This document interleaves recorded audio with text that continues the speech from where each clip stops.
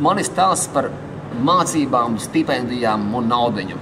Es faktiski esmu mācījies šeit, Rīgas ekonomikas augstskolā, un bez tam es arī mācījos pāris gadus Amerikā. Un kas bija kopīgs, bija tas, kad es mācījos pa valstī pa stipendijas naudu.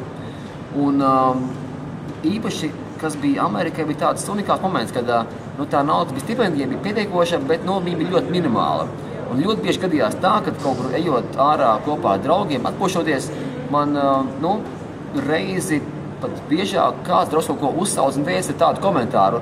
Ok, Jāni, tagad tu to nemaksā, ko mēs tagad atpošamies kopā, bet nākotnē tu paaugsies un tu varbūt kādam citam studentam palīdzēsi. Un tā būs laba lieta, visi būsim kopā labāki. Un es faktiski tagad domāju, ir pagājis laiks, un savukārt es kaut ko varu darīt labu studentu labā.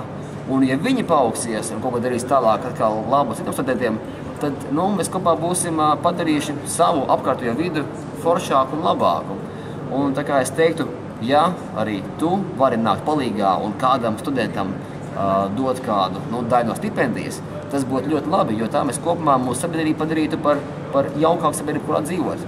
Un tātad mans aicinājums ir, ja vari atbalstīt studentus, dari to, darīsim to kopā, būs jauki.